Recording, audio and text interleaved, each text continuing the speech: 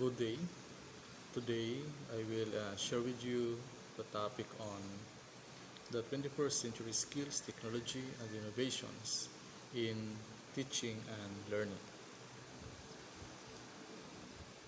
Before I start, I'll give you first the content of my discussion.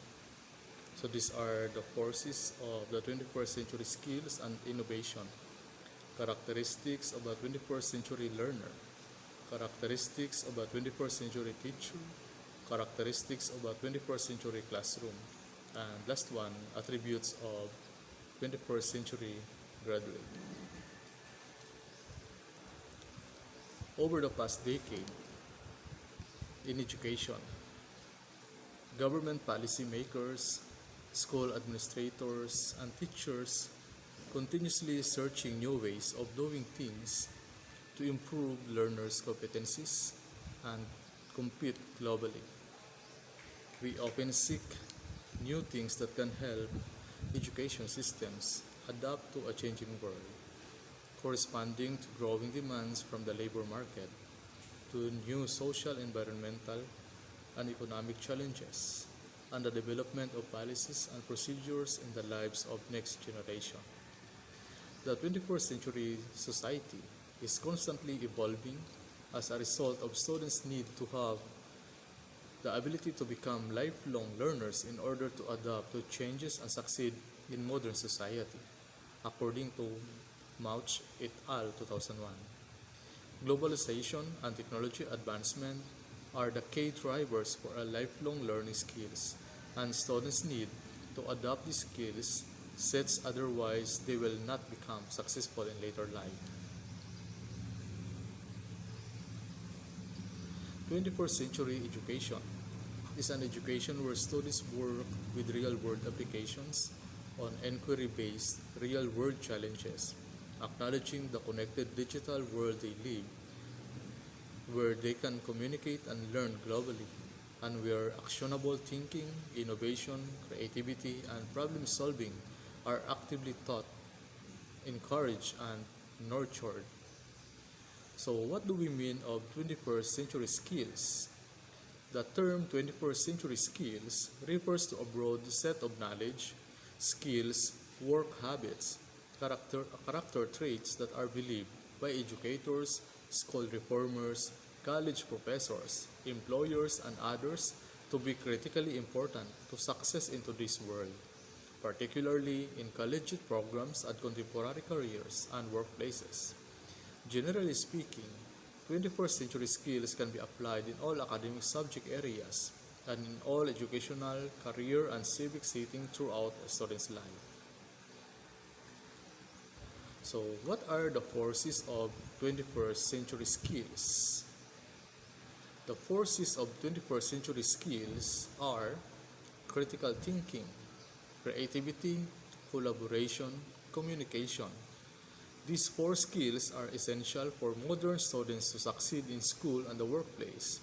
They often make the biggest impact in terms of setting your studies apart when applying for and starting their careers. When we say critical thinking, this is the practice of solving problems among other qualities. In a constantly changing world, students need the ability to think critically and solve any problem which may occur in their lives. According to P21C's 2009, NEA 2012, Pacific Policy Research Center 2010.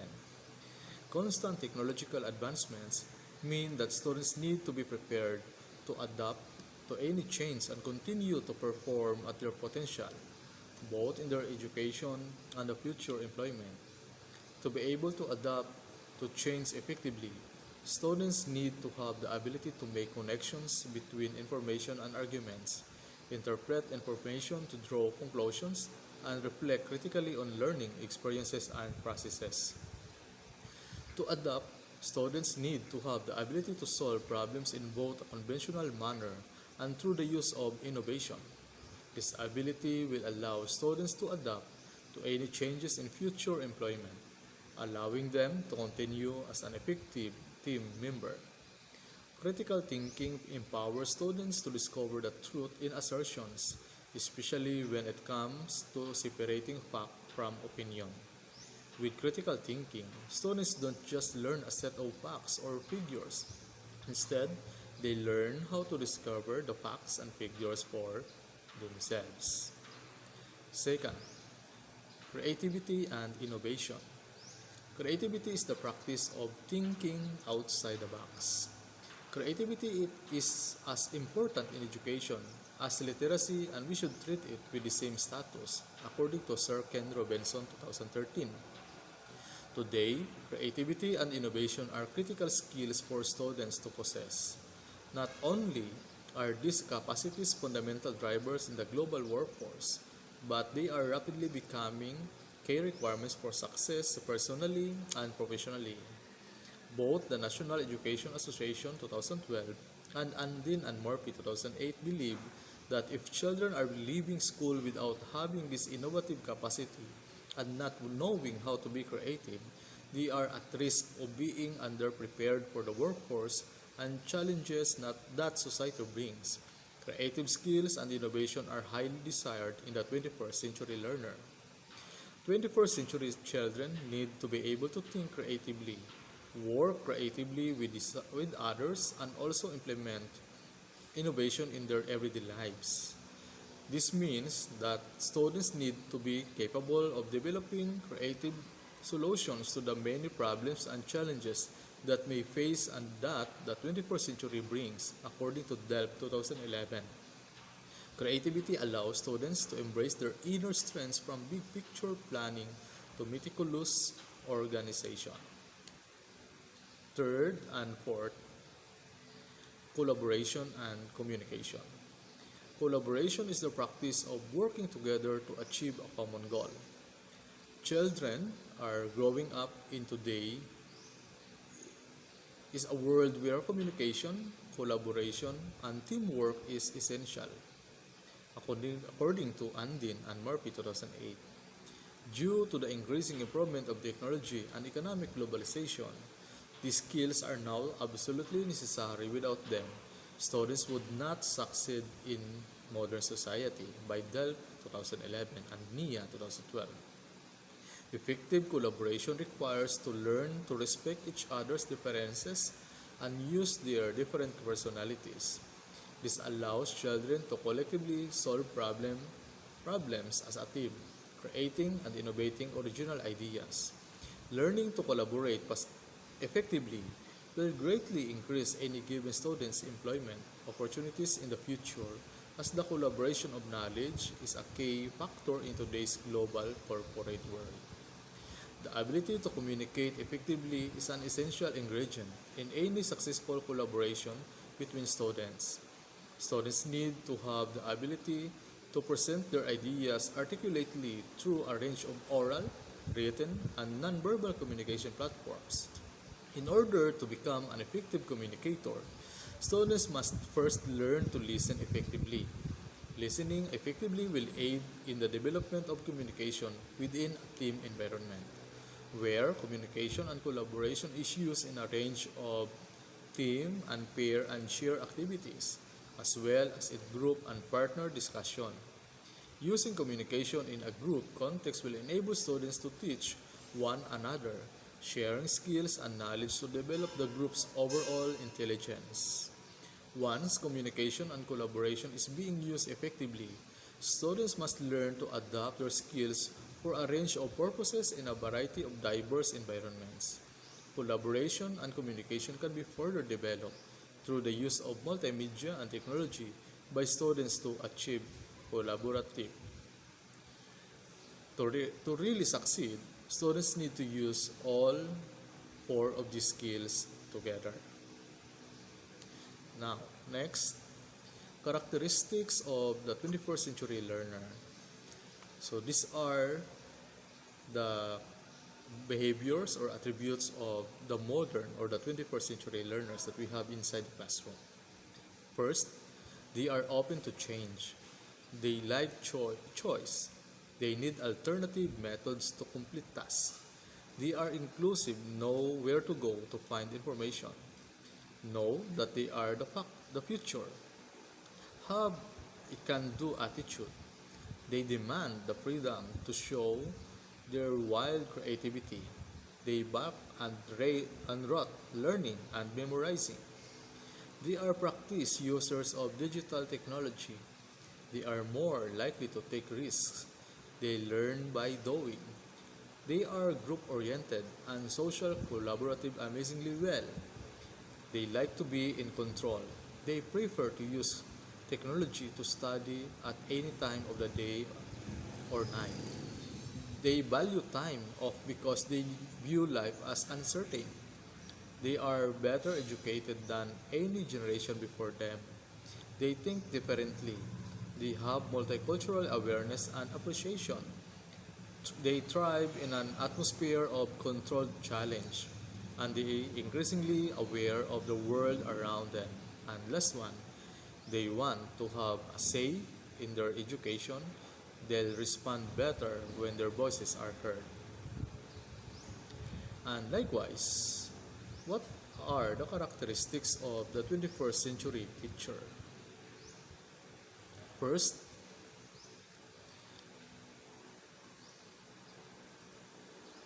what does a 21st century teacher look like to you? You may have heard this popular buzzword thrown around your school or on the news. But do you know what a modern day educator really looks like? Beyond the obvious of being up to date on the latest in technology, they can have the characteristics of a facilitator, a contributor, or even an integrator. Here are 6 more key characteristics of a 21st century educator, according to Janelle Cox, an education expert. So first, they are adaptive. They are able to adapt to whatever comes their way. Being a teacher in today's world means that you have to adapt to the ever-changing tools and changes that are being implemented in schools. Smart boards are replacing chalkboards, and tablets are replacing textbooks, and a 21st century teacher needs to be okay with that. Second, lifelong learners. These educators don't just expect their students to be a lifelong learner, but they are as well. They stay up to date with current educational trends and technology and know how to tweak their old lesson plans from years before they make them more current. They are technology savvy. Technology is changing at a rapid pace, and that means that a 21st century teacher is right along for the ride. The latest technology, whether it's for lessons or grading, will allow the teacher and student to be able to learn better and faster. An effective teacher knows that learning about the latest gadget can truly transform their students' education. So, they are not just current on the new trends, but really know how to master them. They know how to collaborate. An effective 21st century educator must be able to collaborate and work well within a team. Over the past decade, this important skill has grown quite rapidly in schools. Learning is deemed to be more effective when you can share your ideas and knowledge with others. Sharing your expertise and experience and communicating and learning from others is an important part of the learning and teaching process. They are also forward thinking. An effective 21st century educator thinks about their students' future and is aware of the career opportunities that may arise from them. They are always planning to ensure that no child gets left behind, so they focus on preparing today's children for what's to come in the future. They are advocates for the profession. They are an advocate not only for their students but their profession. Today's teachers are being watched with a close eye because of all of the changes in curriculum and the Common Core. Instead of sitting back, a 21st century teacher takes a stand for themselves and their profession. They pay close attention on what is going on in education and they address these issues head on. They also advocate for their students. Today's classrooms are filled with children who need someone to look out for them, give them advice, encouragement, and a listening ear. Effective teachers share their knowledge and expertise and act as a role model for their students. 21st century teaching means teaching as you have always taught but with today's tools and technology. It means utilizing everything that is important in today's world is that students will be able to live and prosper in today's economy, as well as having the ability to guide students and to prepare them for the future. Now, let us also discover the 21st century classroom. As we move further into the new millennium, it becomes clear that the 21st century classroom needs are very different from the 20th century classroom needs. In the 21st century classroom, teachers are facilitators of student learning and creators of productive classroom environments in which students can develop the skills they will need in the workplace. The focus of the 21st century classroom is on students experiencing the environment they will enter as 21st century workers. The collaborative project-based curriculum is used in the classroom develops the higher order thinking skills, effective communication skills, and knowledge of technology that students will need in the 21st century workplace. The interdisciplinary nature of the 21st century classroom sets it apart from the 20th century classroom. Lectures on a single subject at a time were the norm in the past, and today, collaboration is the thread for all student learning. 20th century teaching strategies are no longer effective. Teachers must embrace new teaching strategies that are radically different from those employed in the 20th century classroom. The curriculum must become more relevant to what students will experience in the 21st century workplace. The 21st century classroom is student-centered, not teachers-centered. Teachers no longer function as lecturers but as facilitators of learning. The students are learning by doing, and the teacher acts as a coach, helping students as they work on projects. Students learn to use the inquiry method and to collaborate with others, a microcosm of the real world they will experience once they leave the classroom. Students no longer study each subject in isolation.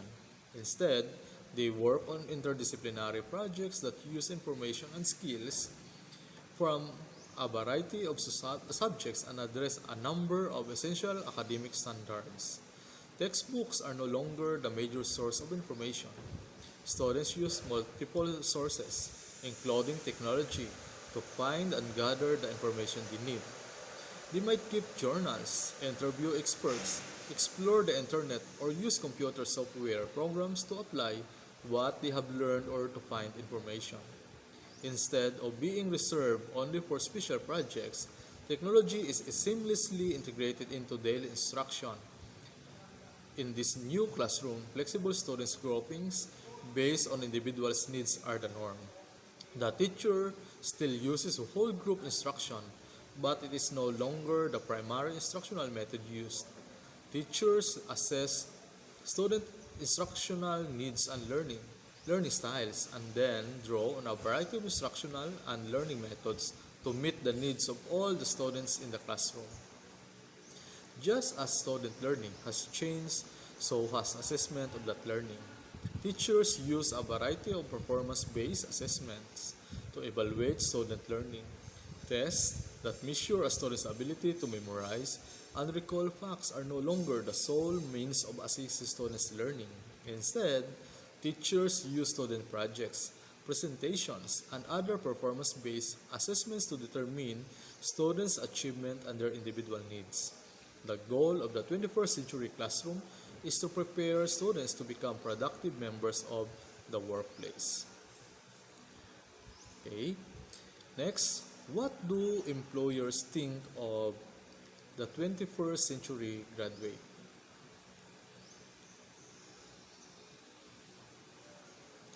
According to Christina Eriksen, the term soft skills is slowly being replaced by 21st century skills. Competencies like communication and collaboration have long been criticized as soft skills and remain important through the evolution into 21st century skills. These are skills that employers are seeking in job candidates. In fact, a majority of employers find these skills to be just as important as technical skills. In LinkedIn's 2019 Global Talent Trends report, over 90% of surveyed employers reported that soft skills are just as or even more important to hire for than hard skills. And in a recent survey of 400 employers, 85% reported wanting to hire individuals with a broad range of knowledge and skills as compared to field-specific skills. These employers listed leadership, written communication, verbal communication, flexibility, and teamwork as some of the most desirable attributes in candidates. 21st century skills were specifically selected and deemed critical to modern workplaces. Advancements in technology have changed not only the type of work that's done, but how it's done. Because of this, the human element is growing more important than ever before. This is especially true with emerging technologies such as machine learning and artificial intelligence. With technology taking on more and more of the repetitive, task-based work, it means that humans are left to tackle more dynamic issues that require creativity, critical thinking, and collaboration. The most significant 21st century attributes needed in their current profession were judged to be interpersonal, collaboration, communication, and problem-solving skills. To increase the market competitiveness of graduates, all college disciplines should focus on developing and gaining various 21st skills, particularly those that will be utilized and needed in the workplace. To conclude, what we learn in school determines who we are as individuals and our success throughout our lives. It appreciates the way we solve problems, the way we interact with others, and the way we view the world around us. In today's creative economy, education is increasingly important for the development of the next generation of innovators and new intellectuals. In summary, employers are expected that 21st century graduates have developed the learning skills, and under the learning skills, the forces or the critical thinking, creative thinking, collaborating, communication, and also the literacy skills. Those are information literacy, media literacy, flexibility, initiatives, social skills, productivity, and leadership. So before I end, please allow me to share the word to ponder from Peter Drucker. He said, "The only skill that will be important in the 21st century is the skill of learning new skills. Everything else will become obsolete over time." So thank you so much, BBP, for this opportunity to share my knowledge. To all, God bless and mabuhay.